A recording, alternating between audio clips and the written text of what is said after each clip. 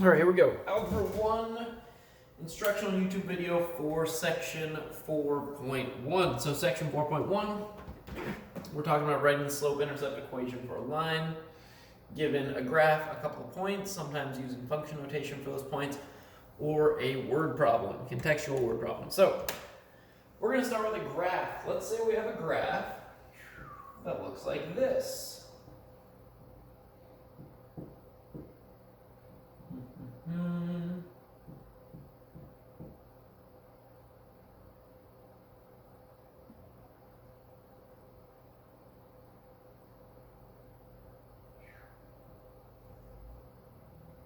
So we have these 3 points on this graph. We have 0, 2, we have 2, 1, and we have 4, 0.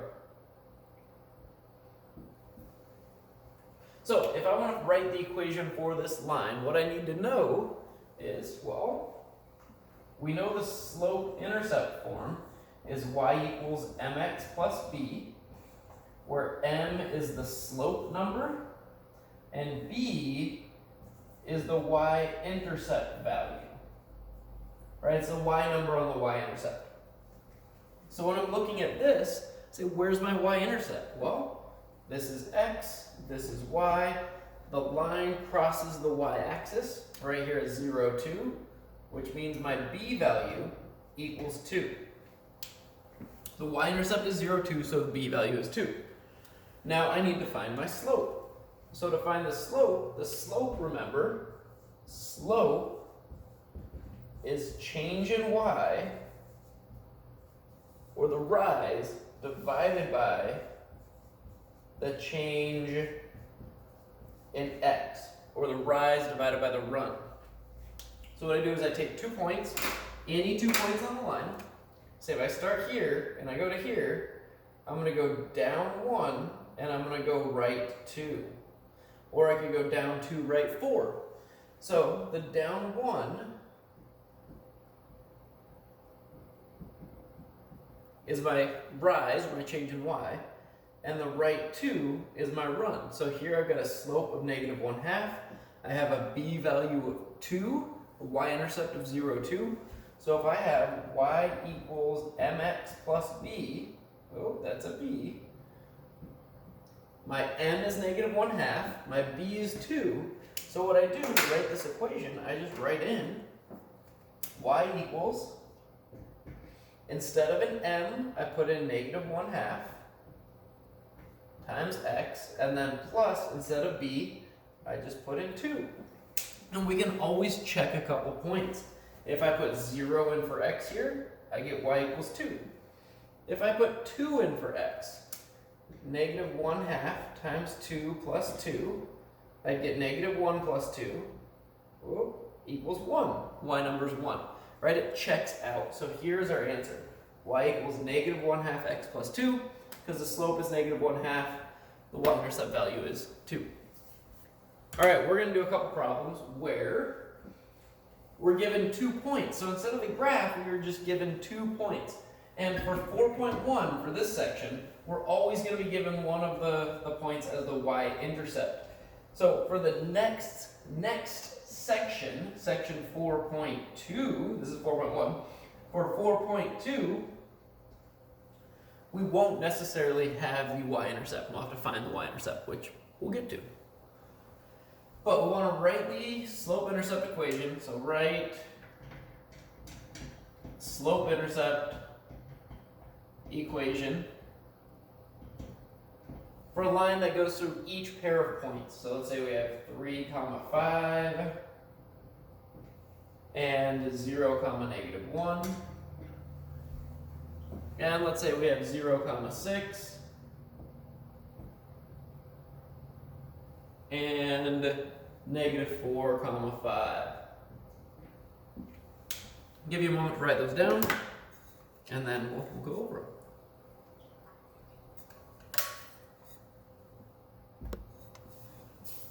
Okay, so step number 1 for writing the equation. Well, first what we need to know. We need to know the slope and the y-intercept in order to write the slope-intercept equation, right? Y equals slope times x plus or maybe minus the y-intercept number. So we need those two pieces of information. So first, let's see if we can just easily find the y-intercept. The y-intercept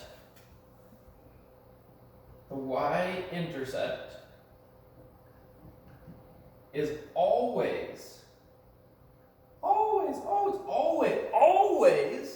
at the point 0, comma blank, where this is your b value. When x is 0, you're on the y-axis. That's your y-intercept. So here, that x is 3. This is not our y-intercept. This x is 0. This is our y-intercept. So we can say b equals -1. All right. We have our y-intercept number. Now we want to find our slope. So what we're going to do, we're going to find the slope. So to find the slope, we basically need the change in y divided by the change in x. I like to make a little table. Put each point in there, so 3, comma 5, and 0, -1.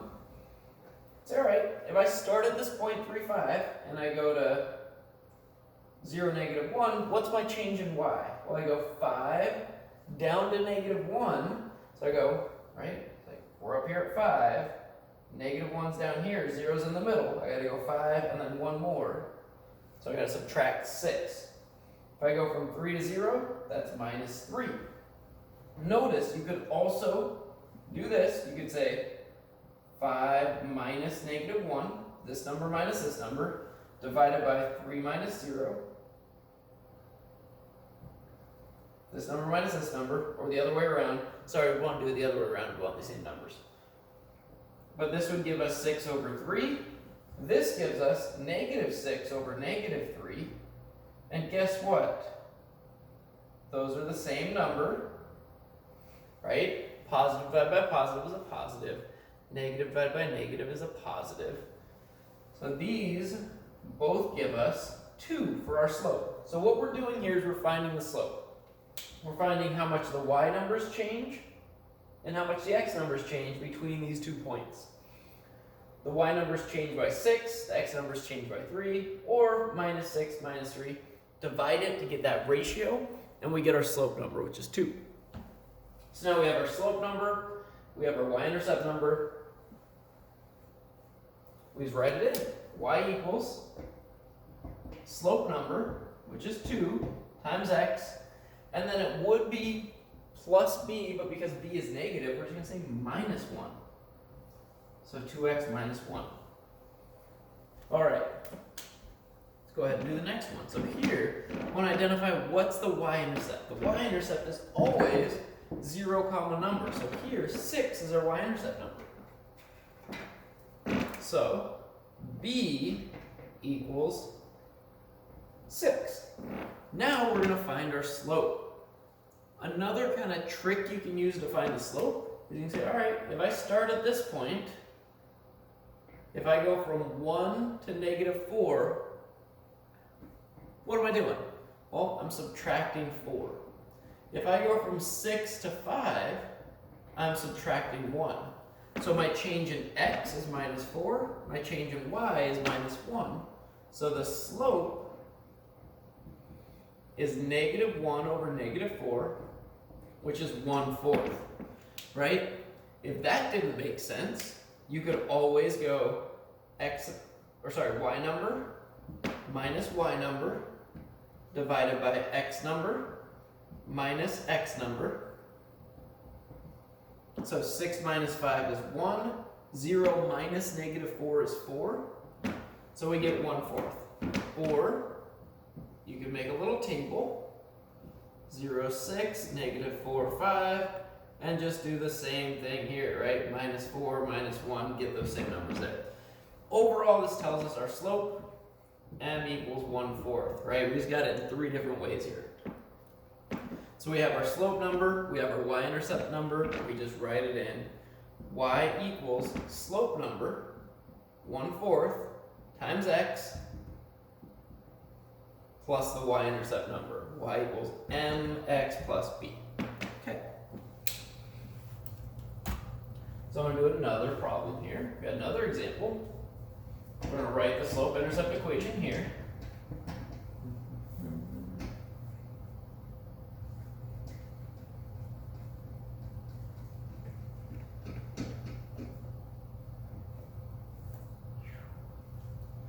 So here I have f of 5 equals -9, and f of 0 equals 1. So here these points are given to us using function notation. Now remember, with function notation, it's f of x equals y.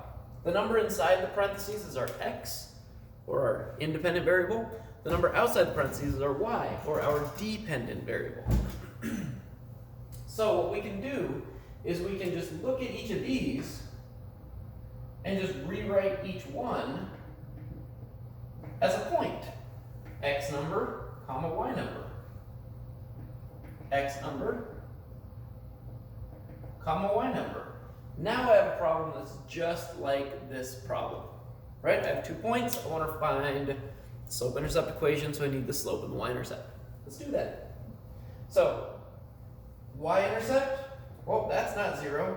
That is 0. When x is 0, that's our y-intercept. So the y-intercept is 0, 1, so b equals 1 here. Now we want to find the slope. So I'm just going to use my table strategy again. So here I have 5, -9, 0, 1. If I'm going from 5 to 0, that's -5. If I'm going from -9 to 1, I got to go -9 to 0, and then 1 more, so that's +10. So here, the slope is our change in y divided by our change in x, which gives us 10 divided by -5 is -2. So now I have my slope, I have my y-intercept value, and I can write my equation. Y equals -2x plus 1. Cool. All right. So we're going to do a word problem now. It's going to take a moment to do this. So you might want to put it on fast speed or something while I write this all down. Although I am going to say it out loud while I write it down, so that way you don't have to read it. You can just listen.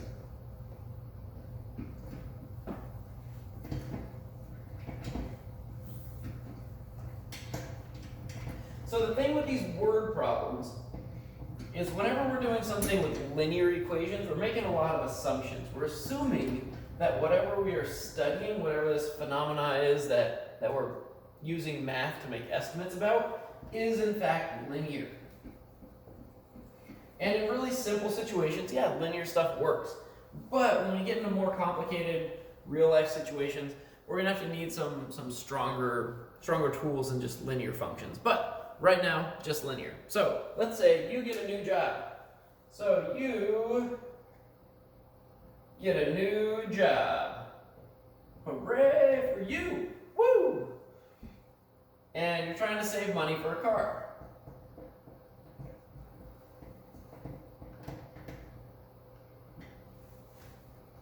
All right, so when you got the job,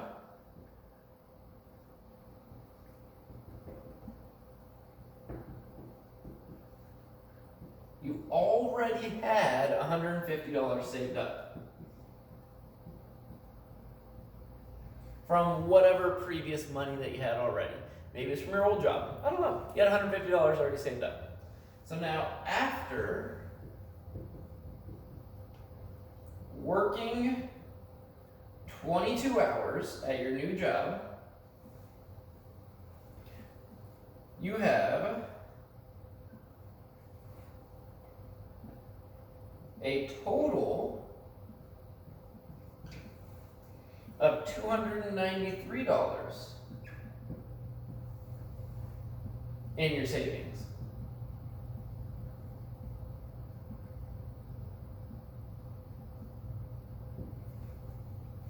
we're going to answer some questions about this scenario.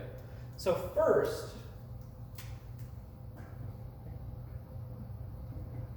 what is the average amount of money that you save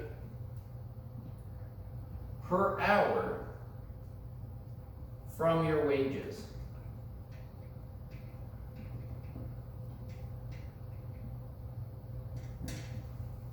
All right. So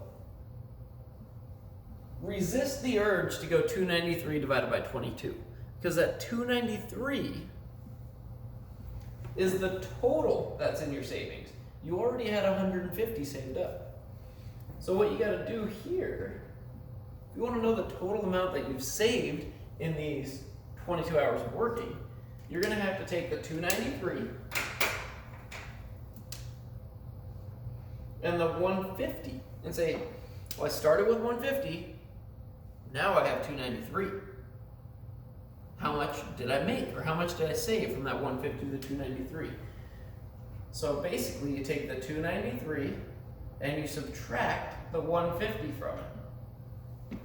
And that gives us 143. 143, it does, yeah. Now, this is the money you saved from working. Total. It's your total money saved. We don't want that though. We want the average money you saved per hour from your wages.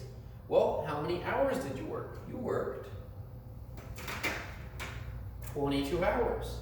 So we got to take this 143 and divide it by 22. And 143 divided by 22, get out my calculator here, is 6.5. So that gives us $6.5 per hour saved. Okay. Now, $6.50 an hour is less than minimum wage.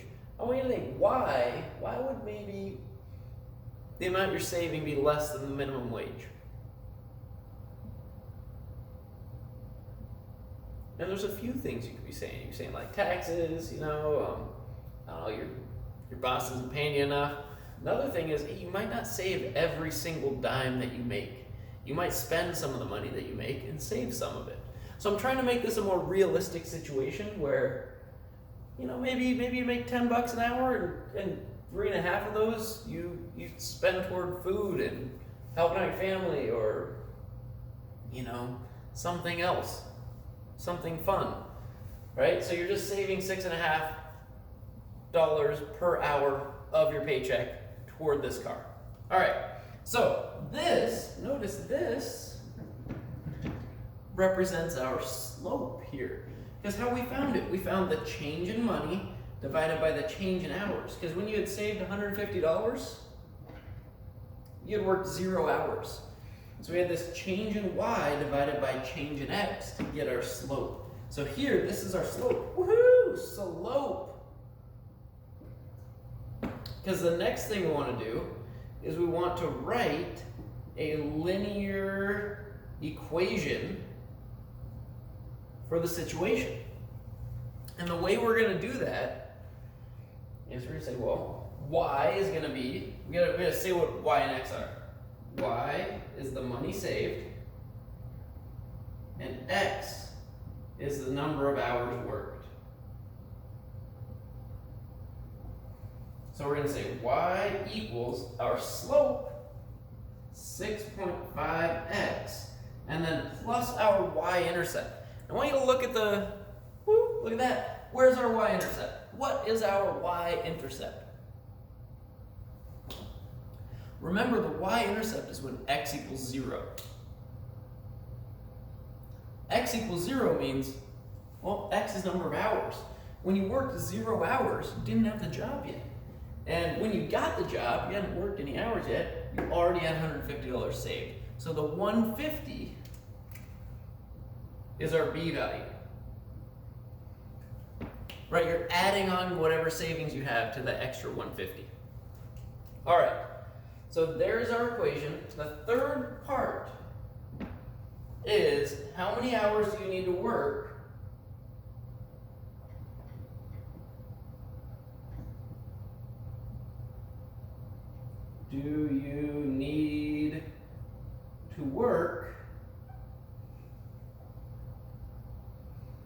to buy a $2,500 car.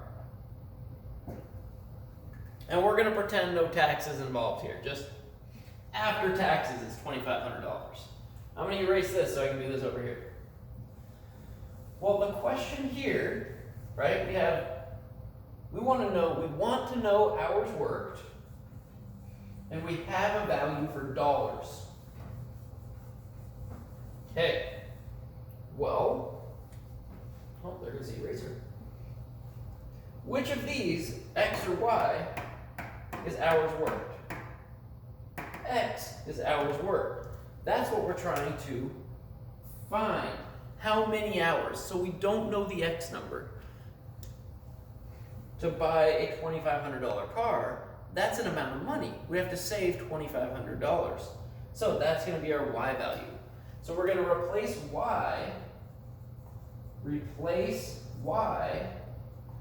with 2,500, because that Y represents the amount you need to save. $2,500 is the goal. So we're going to go 2,500 equals 6.5x plus 150. Go ahead and solve that. Give you a moment, pause it and solve it. Right? Unpause it now. So we're going to subtract 150 on each side. That gives us 2,350 equals 6.5x. 6.5x means 6.5 times x. So I'm just going to divide by 6.5 on each side. Whoop. I don't know my multiples of 6.5, or my multiples of 13 for that matter. So I'm just going to go to my calculator. 2350 divided by 6.5, and I get 361.54-ish, about. I get approximately $361.54. Dollars. Why did I say dollars? Is it dollars? Is that dollars? It's hours worked. So this many hours worked. So what you would say is you need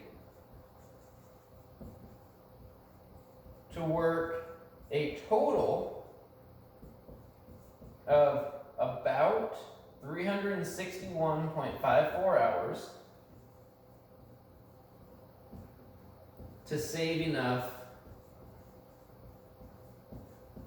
money for your car.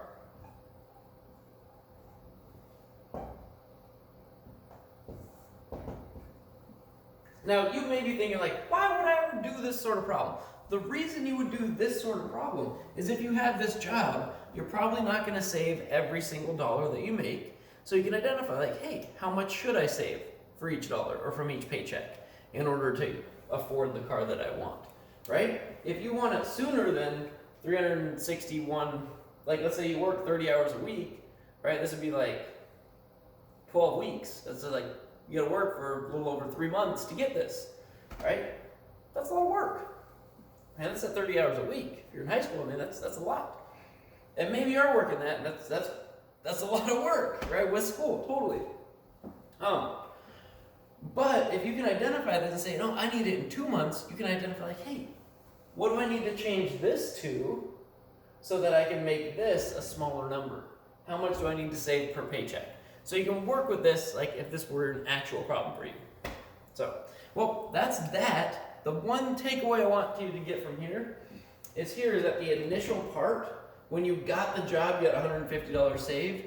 Whenever you see like that starting language at the start, when you got the job, that's going to be your y-intercept value in your equation.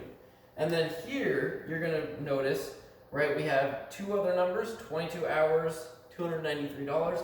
That represents a coordinate point. And almost always, if you have time in there, like minutes, seconds, hours, days, years, whatever, usually the time is going to represent the x, and the other thing, like money in this case, represents your y value. All right, well, hopefully you can get through both 4.1 assignments. If not, find me in office hours, and I'm happy to help you. All right, have a wonderful day, and thank you for watching.